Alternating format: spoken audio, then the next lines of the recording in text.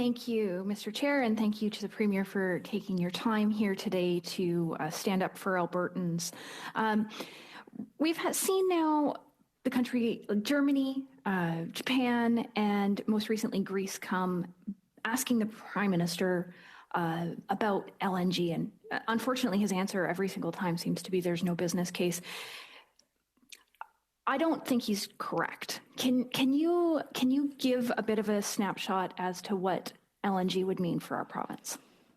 I can tell you what it would mean for our country, what it would mean for our partner, British Columbia, as well, what it would mean for First Nations who are increasingly developing LNG export facilities. We've been very supportive of our Indigenous communities being able to develop resources, take an equity stake, and be able to generate income. So, for instance, we have a $3 billion Alberta Indigenous Opportunities Corporation. I see that British Columbia has also established a $1 billion loan guarantee to allow nations to buy equity stakes in a variety of different projects. So, for instance, there's a 900 megawatt Cascades power plant that is Indigenous owned. We've got pipeline networks that are Indigenous owned.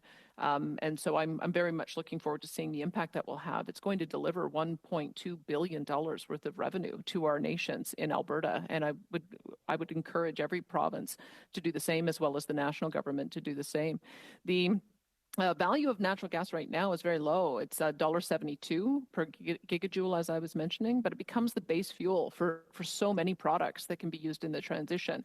LNG and ammonia are the most stable ways to transport the hydrogen molecule. And so being able to do both of those, I think, opens up new markets as well as reduces emissions. We developed our Alberta Petrochemical Incentive Program, where we give a 12% rebate for anyone who uses natural gas as a feedstock fuel. It's part of the reason why Dow Chemical and Air Products have located in our industrial heartland. I should also mention that when we have done a survey of our pore space, we have the best pore space in the world for carbon capture, utilization, and storage, second only to Russia.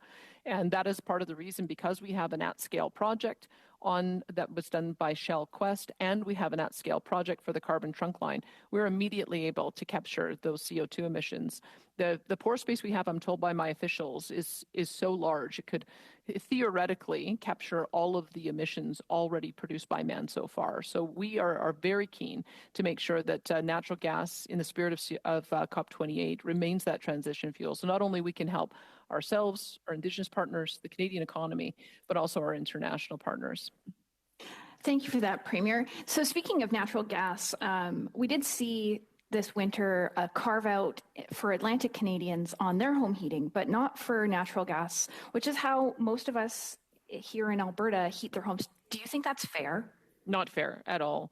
In fact, when you look at how it's December, January, February, and March that we have the greatest need for natural gas. I noticed there's members on the committee from Ontario. Ontario also relies on natural gas principally for home heating. And most people would have been able to enjoy a break during this winter because natural gas is trading so low.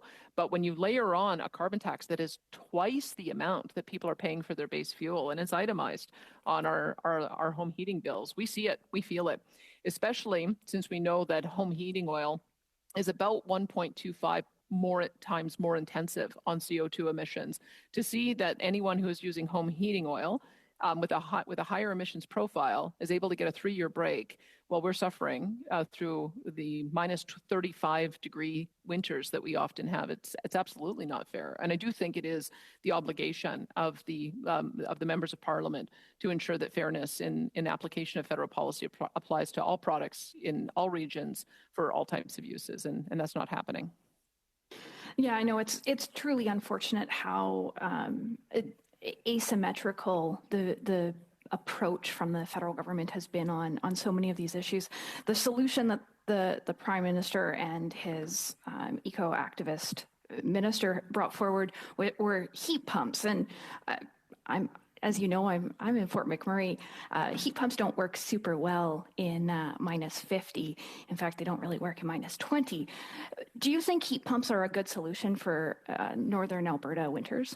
They may work in some jurisdictions, but I can tell you in Alberta, my understanding is our insurance companies will not insure a home that only has a heat pump. It needs to have a secondary backup because, as you described, in most places of the province, it will routinely get below -30. If pipes freeze, that causes a major insurance wreck, and so they're just not practical in the extremely cold climate that we have in Alberta. Thank you. That is Thank our you so time. much for your strong advocacy. Thank you very much.